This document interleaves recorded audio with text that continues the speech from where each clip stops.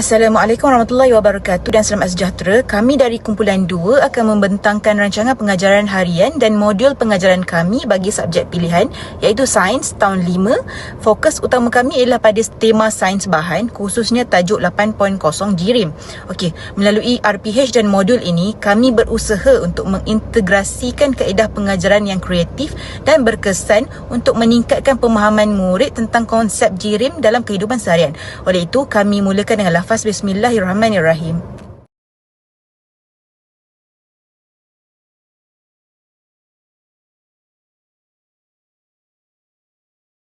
Assalamualaikum dan salam sejahtera. Saya Nur Fatih binti Rosnizam, nombor metrik P156354. Dan hari ini saya akan membentangkan perasaan proses pengajaran bagi subjek sains tahun 5 dengan tajuk JIRIM.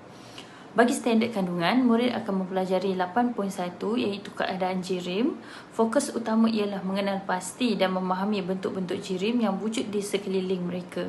Standard pembelajaran pula ialah 8.1.1 iaitu menyatakan JIRIM wujud dalam keadaan pepejal, cecair dan gas.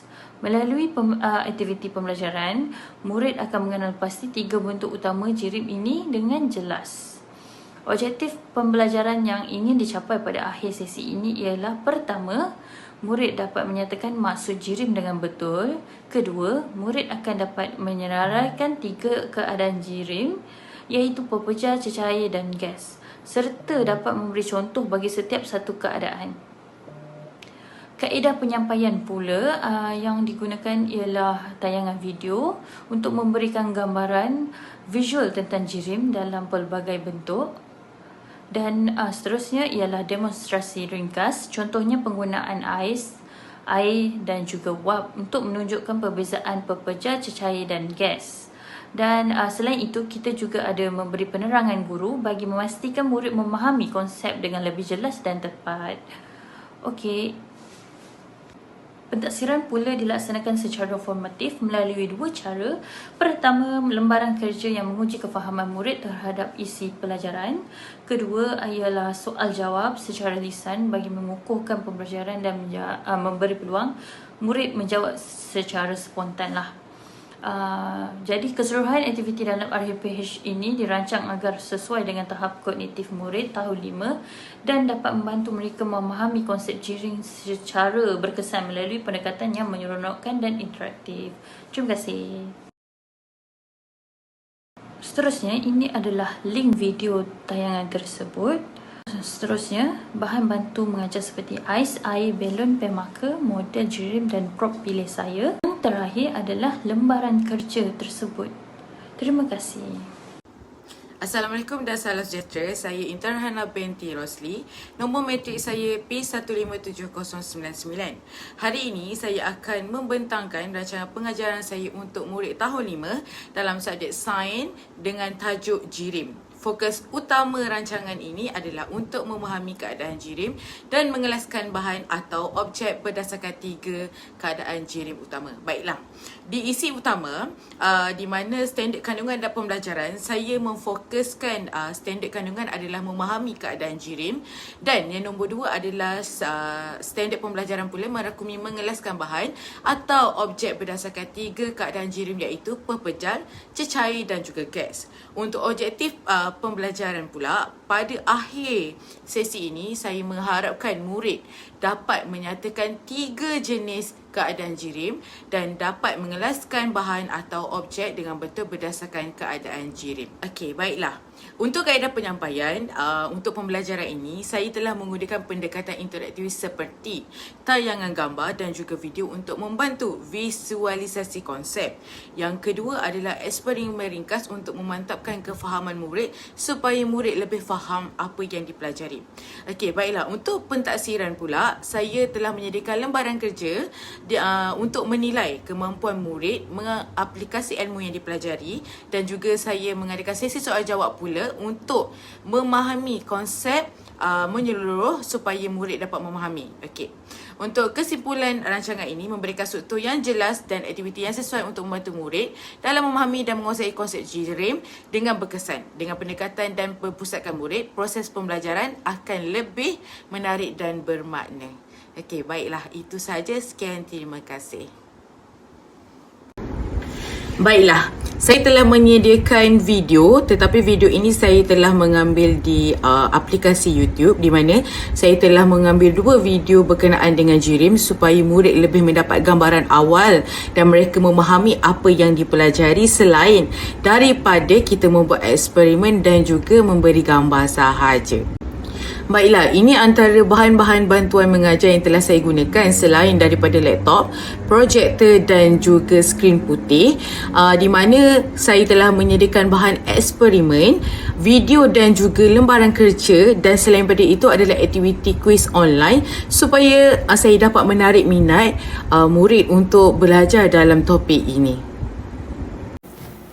Assalamualaikum dan salam sejahtera. Nama saya Nur Farhanis dan hari ini saya akan berkongsikan tentang pelaksanaan proses pengajaran bagi mata pelajaran Sains tahun 5 dengan tajuk JIRIM. Standard kandungan bagi tajuk ini ialah 8.1 iaitu berkaitan JIRIM.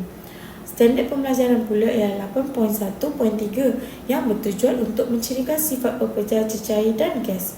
Objektif pembelajaran yang ingin dicapai ialah pertama, murid dapat memberikan contoh cecair, pepejar dan gas. Kedua, murid dapat mengenal pasti sekurang-kurangnya 2 sifat setiap jenis JIRIM berdasarkan eksperimen. Dan ketiga, murid dapat menyatakan perbezaan sifat antara pepejar, cecair dan gas secara lisan.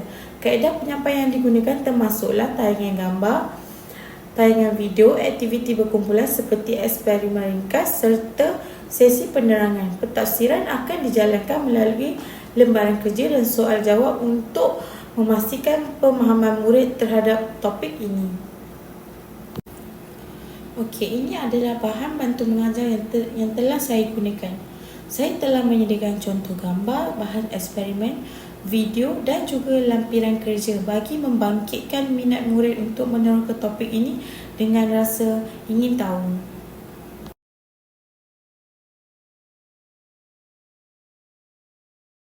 Assalamualaikum dan salam sejahtera. Pensyarah yang saya hormati, saya Aina Yasmin Muhammad Faisal, nombor matrik P158612, ingin membentangkan RPH bagi subjek Sains tahun 5, tajuk keadaan JIRIM, khususnya mengenai air. Saya akan menerangkan langkah-langkah dan kaedah pengajaran yang akan saya gunakan dalam sesi ini serta bahan bantu mengajar yang akan menyokong lagi proses pembelajaran. Okey, pertama-tama sekali kita mulakan dengan rancangan pengajaran ini yang berfokus pada standard kandungan 8.1 keadaan JIRIM dengan standard pembelajaran 8.1.4 yang mengitelak bahawa air boleh wujud dalam 3 keadaan JIRIM. Objektif pembelajaran yang ingin dicapai pada akhir sesi ini adalah pertamanya, menyatakan 3 keadaan JIRIM bagi air dengan betul, dan yang kedua adalah menjalankan aktiviti eksperimen untuk menunjukkan perubahan keadaan JIRIM air dengan bimbingan saya sebagai cikgu. Seterusnya, untuk mencapai objektif yang saya nyatakan sebelum ini, saya akan menggunakan beberapa pendekatan. Okey, yang pertamanya adalah kaedah inquiry saintifik, di mana pelajar akan digalakkanlah untuk meneroka dan membuat penemuan melalui eksperimen yang dijalankan. Yang kedua, kaedah pembelajaran berasaskan aktiviti iaitu hands-on, di mana pelajar akan terlibat secara langsung dalam eksperimen untuk memahami perubahan keadaan JIRIM. Dan yang terakhir sekali adalah kaedah perbincangan dan soal jawab, di mana sesi soal jawab interaktif yang akan saya jalankan adalah untuk memastikan pemahaman pelajar tentang topik yang diajar adalah selari.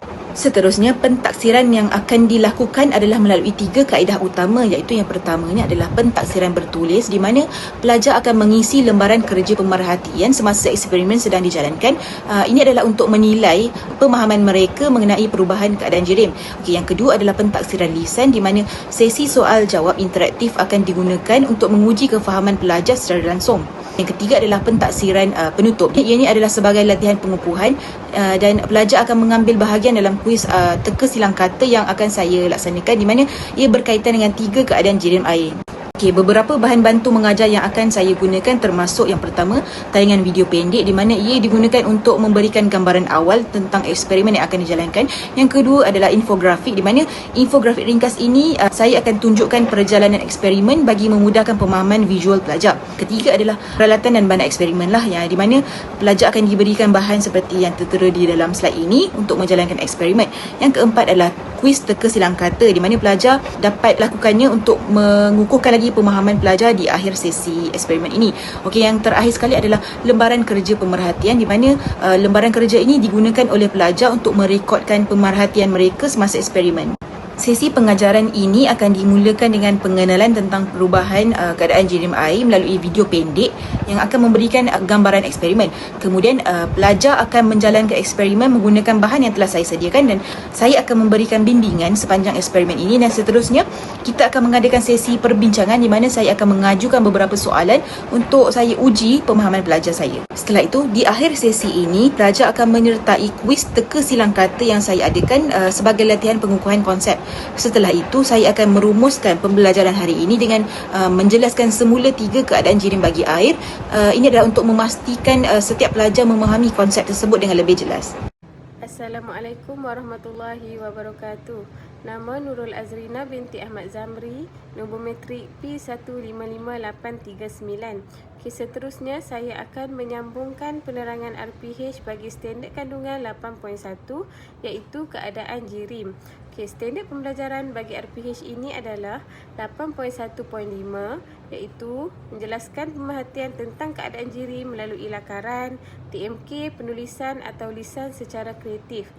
Objektif yang saya peroleh pada sesi pengajaran pada kali ini adalah yang pertama, murid dapat mengelaskan jenis keadaan jirim dengan betul dan tepat, dan yang keduanya, murid dapat menjelaskan pemerhatian tentang keadaan jirim dengan menggunakan sekurang-kurangnya satu kaedah seperti lakaran, penggunaan TMK, penulisan atau lisan.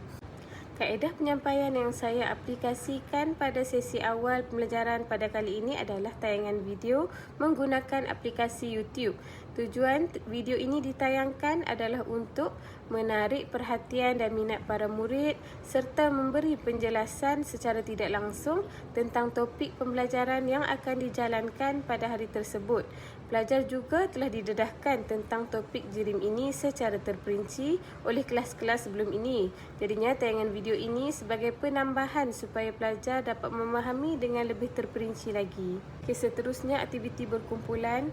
Guru membahagikan pelajar kepada 3 kumpulan dan dibantu oleh bahan-bahan bantu mengajar iaitu 1 gelas air, sebekas ais dan air yang dididihkan. Guru meminta pelajar mencatat perubahan yang berlaku kepada bahan-bahan yang diberikan dan mempersembahkan jawapan di hadapan kelas.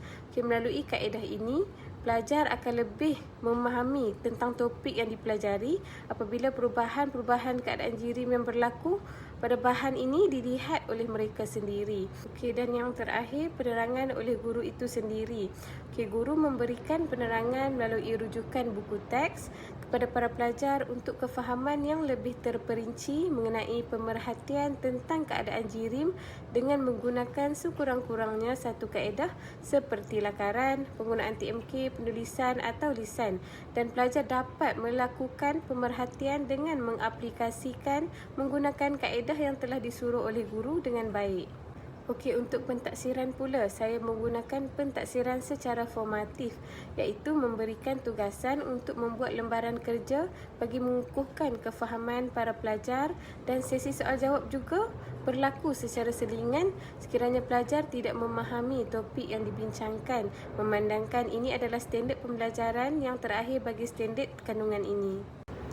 Berikut adalah link aplikasi YouTube yang saya tayangkan pada para pelajar. Dan ini adalah bahan-bahan bantu mengajar yang saya gunakan semasa sesi pembelajaran. Dan berikut adalah lembaran kerja yang guru hasilkan untuk latihan pengukuhan para pelajar. Sekian, terima kasih. Alhamdulillah, berakhir sudah pembentangan kami pada sesi kali ini.